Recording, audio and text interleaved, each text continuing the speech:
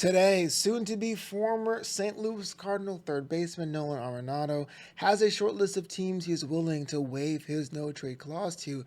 I'll give you three guesses which team has made that list. Plus, two Mets minor league affiliates have a new owner. Steve Cohen wipes his hands clean of Brooklyn and Syracuse. We're going to break all that down on this edition of Mets Digest. What's going on, everybody? What's going on, Metropolitans? Flobo Boyce here, rocking with you during winter meetings and the off season and the hot stove and all that jazz.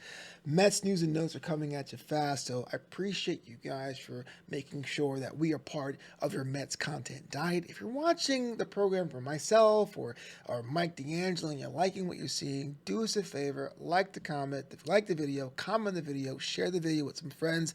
We're a new channel and we're over 3,000 people strong. Thank you so much for making us a thing.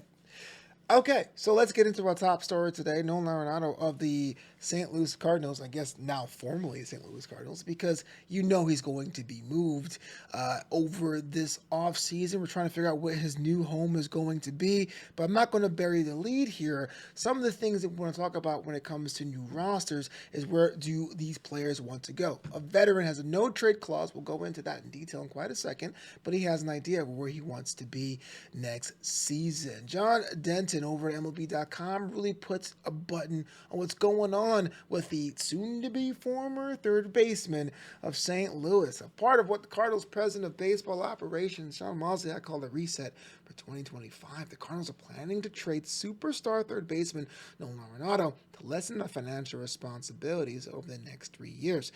Arenado and his agent Joe Wolf informed the Cardinals the 10-time Gold Glove winner at third base will be willing to play other positions if it helped facilitate a trade to a World Series contender. Now, keep in mind that phrase, World Series contender. Arenado, who was owed $74 million over the next 3 seasons, has a full no-trade clause in a contract originally signed with the Rockies and assumed by the Cardinals in 2021. Any trade will have to be approved by 33-year-old Arenado. So that just begs the question. At 33, you're a veteran. You earn that right to make sure for you and your family, you'll be able to go to a place that you like. You don't want to go to a downgraded situation. You want to be able to say, I want to be in the team that wants me and we can contend and win. So let's get into a little insight about the teams that made that list. Remember the phrase World Series contender? Rock with me. So moving forward, the Mets are among 6 teams, of course, with the belle of the ball. We just signed Juan Soto. Talk about contenderships. It totally makes sense. The Mets are among 6 teams who will be willing to okay a deal for. The others had to be the Phillies, which need to rebuild or adjust. The Red Sox, which came in 3rd place in the Juan Soto sweepstakes. That also makes sense. The Dodgers and Padres. NL West is on fire right now. And the Los Angeles Angels? Okay, I mean, hey, I'm not here to poop on any team. I mean, the Mets were in the Angel spot now plenty of times, but I don't think the Angels are close to being a World Series contender, but we move. 10-time Gold Glove winner remains a sure-handed defender over the hot corner, but he's seen his offensive production steadily decline, and he recorded just 16 homers and 71 RBI last season, his lowest mark since his rookie campaign in 2013. Okay, actually, let's put this on the screen here so you can see a little bit more detail. So those are the 6 teams right there. The Mets, the Padres, the Dodgers, the Phillies, the Red Sox, and the Angels. The Angels don't really fit here, but I'm not knocking a man. Maybe he really loves Los Angeles, or maybe he just loves California. I don't know. Three teams are there. Why the heck not? But the fact the Mets are there makes sense, and it's also kind of encouraging if you're a fan. Even if you're saying, oh, no, I would never have them on the squad, the fact they're in the mix for free agents that have multiple Gold Gloves is always great, because there was a time where no one would ever come over to Queens. And so that just kind of begs the question, right? Like if somehow, imagine if you're the GM right now and Arenado's on the team. Forget would you sign him. Let's say he's on the team. Where would you pick him? And this is why it is really important that this situation, this news item is in the news. If you're Pete Alonso, you're probably telling yourself, okay, we got to wrap this up. This is getting out of hand. You know, the main theory that most fans have in the Pete Alonso situation, if he were to leave, is that Vientos heads over the first. right? We've said that before on this show. A lot of guys at the barbershop or water cooler have said that. The third base situation is still pretty much up in the air, right? Do you give the third base role to a Ronnie Mauricio, who's coming back from injury, a Brett Beatty, who struggled offensively, or do you try to put or re-sign Jose Iglesias? And you can, but I bet a other team would love to give Iglesias multiple years because he's proven, even at his advanced age, he can still ball out. If you were to put Arenado at third base, you pretty much have shored up an infield that can survive and sustain themselves without Pete Alonso.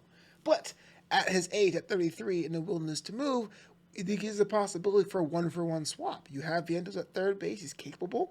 If Pete Alonso goes, yeah, you're losing some power in the offensive department, but again, defensively, you're not going to lose if you move Nolan over to first. And of course, there is also that option of having him as your everyday DH. And because as it is right now, as lineups are drafted right now, a lot of people have projected Starling Marte to be in that DH role. He has 1 year left on his contract, Marte does, but Arenado will probably be a DH as well, a DH candidate as well. Let's take a look at the numbers though. Like mentioned before in that last article, their offensive numbers isn't that great. Definitely would not be striking the fear of hearts of any pitcher as it is right now. If he even were to entertain coming to Queens, it would take a huge reshuffling, rejiggering to even make that work. But again, kind of curious that we're still on the same list as the Angels. So as it says here in the position, plays a 5, also plays a DH, but he says is also willing to play other positions. I would assume first base because I don't think he'll play shortstop. Let's be real. That is my captain's position, Francisco Lindor. So I'm curious. Where would you put Arenado? Let's say, I know people will say, no, we don't want him. I get that. But let's say you're the assistant GM or you're Carlos Mendoza and the GM just signed him and it goes, okay, put him in the lineup. What would you do? How would you use him? I'm just really curious of how this news popped up overnight. We're going to be following this situation, especially as the winter meetings roll on. Before we get out of here, though, as I teased in the beginning of this video, 2 more teams in the Mets minor league system. That's Single A Brooklyn. That's my hometown team, the Brooklyn Cyclones. The Cyclones are Brooklyn. Amazing starts here. And the Triple A team, the Syracuse Mets, have been sold to the absolute behemoth of minor league baseball, Diamond Baseball Holdings. Diamond Baseball Holdings house the rights to over 40 teams. They own the Isotopes. They own the Inland Empire 66ers. They own the Birmingham Barons. They own the Rumble Ponies. That's Double A Binghamton as well. It's no coincidence that this Diamond Baseball Holdings outfit has a very marketing strategy of taking over old minor league teams, pretty much limiting the liability for the major league parent, but it doesn't really impact the affiliation. I can only imagine if you're a doom and gloomer what that means of having one organization own so many franchises, but perhaps that's another issue for another time. So we reached the end of the video. Thank you so much for watching. Let me know what you think about the Arenado situation. Let me know what you think about minor league ball, and if you have any memories of going to, I guess when it opened it was Keyspan Park, and then it was MCU Park, and now it's Maimonides Park. Let me know in the comments below, because I really love heading out there, catching game, walking the Coney Island Boardwalk after. When I go home and I meet my parents, because I live out here in Los Angeles, when I fly to Brooklyn, which is every 9 months or so, I always take my dad out to a game, and we get some hot dogs and get a knish, because those are kind of hard to get outside the city, man. It's kind of cool. It's the end of an era there for Brooklyn, 2-time Penn League champs. That does it for me. You reached the end of the video. Thank you so much for checking this out. And as always, it's LGM to the bitter end.